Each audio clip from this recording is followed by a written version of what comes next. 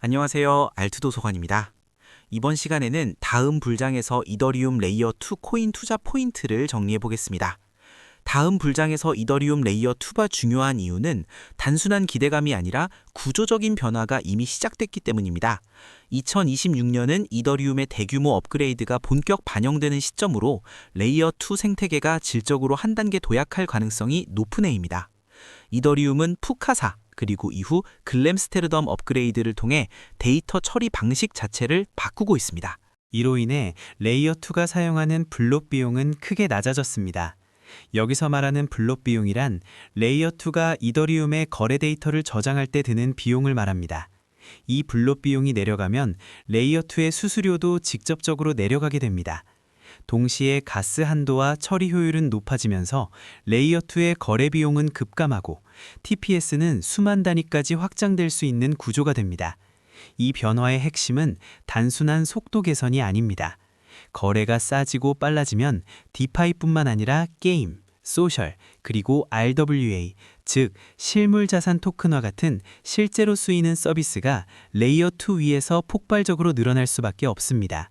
이미 이 흐름은 시작됐습니다. 아비트럼, 옵티미즘, 베이스 같은 체인들은 현재 이더리움 메인넷보다 더 많은 거래를 처리하고 있고, 레이어 1인 이더리움은 점점 보안과 결제의 레이어로, 레이어 2는 실제 사용이 일어나는 레이어로 역할이 분리되고 있습니다. 비트코인과 이더리움이 안정된 이후 알트코인 로테이션이 시작되면 레이어 2 코인들이 가장 강한 탄력을 받을 가능성이 높습니다. 결국 다음 불장은 새로운 체인을 찾는 장이 아니라 이미 검증된 이더리움 위에서 누가 트래픽과 사용자를 가져가느냐의 싸움이 될 가능성이 큽니다. 그 중심에 레이어 2가 있습니다.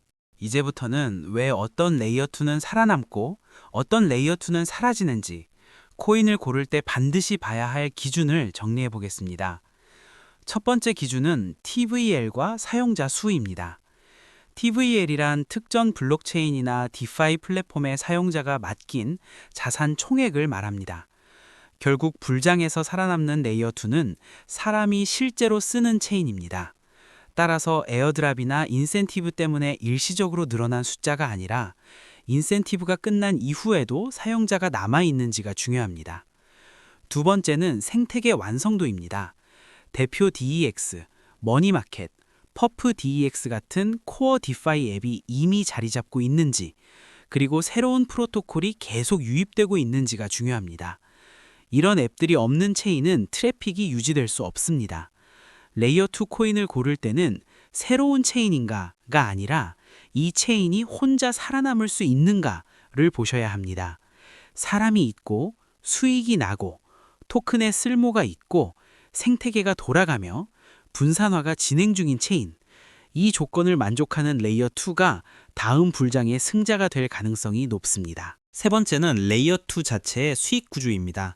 시퀀서 수수료 등을 통해 레이어 2가 실제 현금 흐름을 만들 수 있는지가 중요합니다. 여기서 시퀀서란 순서를 정하고 블록을 만드는 역할을 하는 주체이며, 시퀀서가 만들어진 블록을 L1에 제출하고 받는 수수료를 시퀀서 수수료라고 합니다. 보조금에만 의존하는 체인은 불장이 끝나면 가장 먼저 무너집니다. 네 번째는 분산화 단계입니다. 보통 스테이지 0는 완전 중앙화, 스테이지 3는 완전 탈중앙화로 정의합니다. 아직 완전히 탈중앙화되지 않았더라도 스테이지 1에서 스테이지 2로 분산화가 진행 중인 레이어 2가 장기적으로 더 안전합니다. 중앙화된 몇몇 시퀀서에 모든 것이 걸려있는 체인은 언제든 리스크가 터질 수 있습니다. 이 기준을 바탕으로 아비트럼, 옵티미즘, 폴리곤, GK싱크를 선정하였고, 이제 이 코인들을 비교해 보겠습니다. 첫 번째 기준, TBL과 활성 사용자 수입니다. 먼저 TBL을 살펴보겠습니다. TBL은 특정 블록체인이나 디파이 프로토콜의 사용자들이 예치하거나 잠긴 총 자산의 발러가치 합계를 의미합니다. 아비트럼은 약 30억 달러로 모든 L2 중에서 가장 많은 자산이 묶여 있습니다. 옵티미즘은 약 3억 달러 수준으로 상위권에 속합니다. 폴리곤은 10억 달러급 TBL을 유지하며 DK싱크는 초기 단계로 TBL이 상대적으로 적습니다. 다음은 활성 사용자 수입니다. 아비트럼은 일일 활성 지갑 약 9만 개로 가장 활발합니다. 옵티미즘은 코인베이스의 베이스 코인을 기반으로 최근 빠른 사용자 증가세를 보이고 있습니다. 폴리곤은 폭넓은 POS SDK 기반 사용자를 확보하고 있습니다. 여기서 POS 기반 사용자란 게임, NFT, 소셜앱을 실생활처럼 사용하는 일반 사용자층입니다. 그리고 SDK 기반 사용자란 자체 블록체인이나 앱체인을 직접 구축하는 개발자, 기업 사용자층입니다. GK 싱크는 아직 초기 단계지만 GK 기술 기반으로 점점 사용자가 늘어나고 있습니다. 아비트럼은 TBL과 활성 사용자가 모두 최고 수준으로 5점, 옵티미즘과 폴리곤은 상위권으로 4점, GK 싱크는 초기 단계라 2점입니다. 두 번째 기준은 생태계 완성도입니다. 아비트럼은 GMX, AAVE 등 핵심 앱이 안정적으로 돌아가고 신규 앱 유입도 활발해서 5점입니다. 옵티미즘은 벨로드롬, AAVE 등 존재, 베이스 연결로 확장 가능해 4점. 폴리곤은 퀵스완, AAVE, NFT와 게임 중심 앱 풍부 4점. ZK 싱크는 싱크 수합 등 일부 앱 존재하지만 초기 단계라 2점입니다. 세 번째 기준, 레이어 2 자체 수익 구조입니다.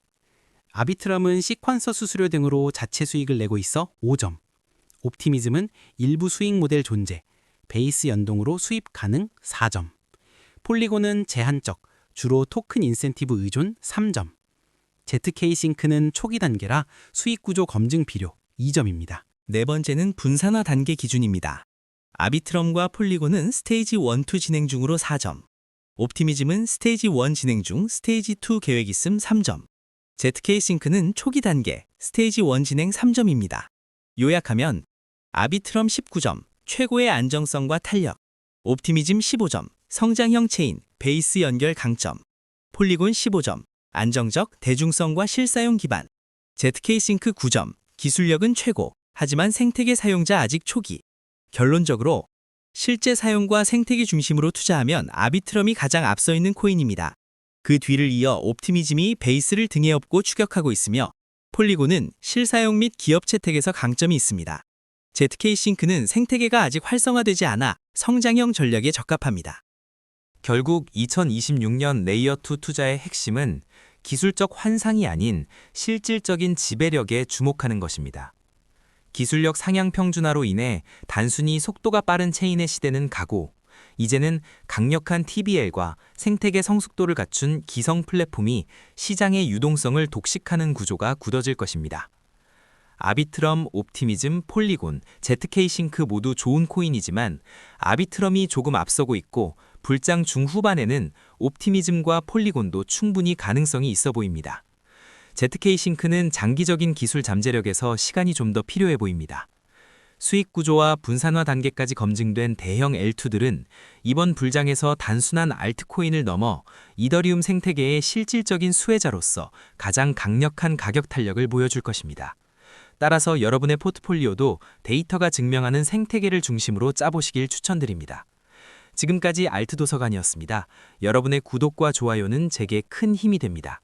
다음 영상에서 더 좋은 컨텐츠로 찾아뵐게요.